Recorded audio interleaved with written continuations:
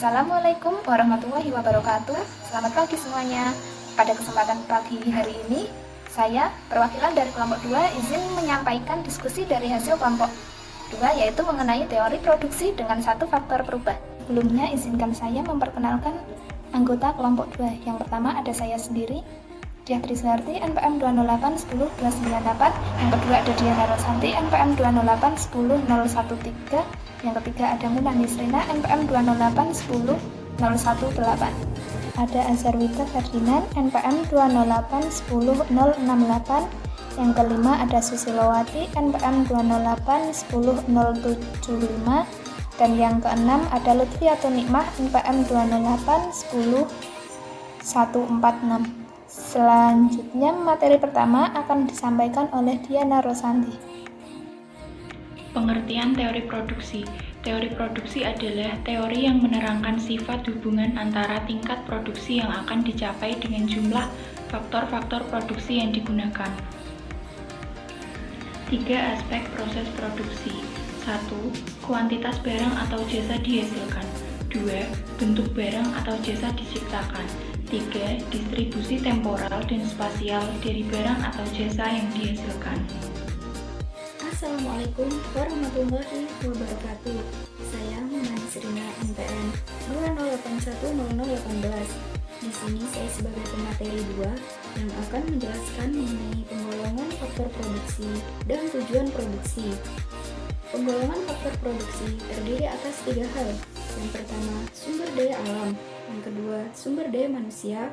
Dan yang ketiga adalah sumber daya modal. Yang pertama adalah sumber daya alam. Sumber daya alam adalah segala sesuatu yang disediakan oleh alam yang dapat dimanfaatkan manusia untuk memenuhi kebutuhannya.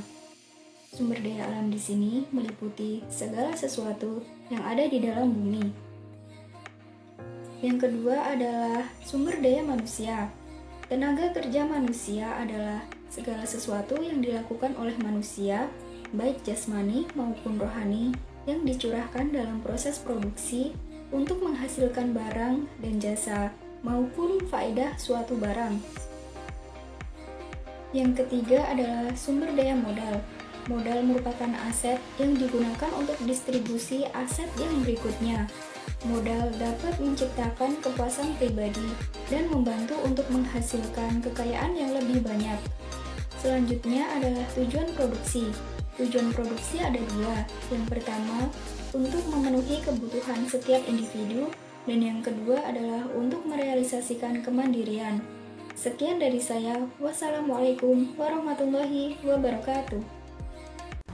Assalamualaikum warahmatullahi wabarakatuh. Nama saya Azharwita dari kelompok 2 NPM 208100068. Dalam upaya menganalisasikan penemuan kebutuhan, ada beberapa hal yang perlu dilakukan, yaitu 1. Melakukan perencanaan yang mencakup produksi, penyimpanan, pengeluaran, dan distribusi. 2. Mempersiapkan sumber daya manusia dan pembagian tugas yang baik. 3. Memperlakukan sumber daya alam dengan baik. 4. Keragaman produksi dalam rangka memenuhi kebutuhan konsumen. 5. Mengoptimalkan fungsi kekayaan berupa mata uang. Fungsi produksi. Kegiatan produksi melibatkan 2 variabel yang mempunyai hubungan fungsional atau saling mempengaruhi, yaitu 1. Beberapa output yang harus diproduksi. Yang kedua, beberapa input yang akan dipergunakan. Assalamualaikum warahmatullahi wabarakatuh. Perkenalkan, nama saya Susilowati, NPM 208100075. Saya di sini akan membacakan jangka waktu produksi. Jangka waktu produksi untuk menghasilkan sebuah output tertentu, perusahaan menentukan kombinasi pemakaian input yang sesuai langkah waktu analisis terhadap perusahaan yang melakukan kegiatan produksi dalam dibedakan menjadi jangka pendek dan jangka panjang. Selanjutnya, Jangka pendek atau short run. Jangka pendek adalah jangka waktu ketika input variabel dapat disesuaikan namun input tetap tidak dapat disesuaikan. 1. Teori produksi dengan satu input variabel dengan mengasumsikan beberapa input dianggap konstan dalam jangka pendek dan hanya satu faktor produksi yaitu tenaga yang dapat berubah. 2. Teori produksi dengan dua input variabel. Jika faktor produksi yang dapat berubah adalah jumlah tenaga kerja dan jumlah modal atau sarana yang digunakan. Terima kasih. Assalamualaikum warahmatullahi wabarakatuh. Saya Lutfiatun Ni'mah, MTM 208101446. Di sini saya akan menjelaskan jangka panjang. Jangka panjang atau long run.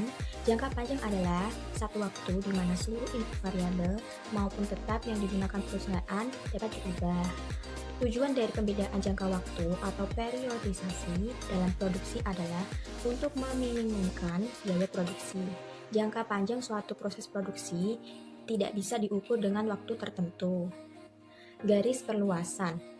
Produksi garis perluasan produksi adalah isi point yang menunjukkan tingkat output yang akan dihasilkan bila harga produksi tetap tidak berubah.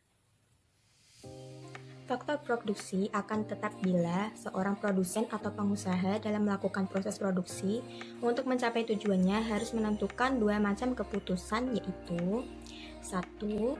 Beberapa output yang harus diproduksi.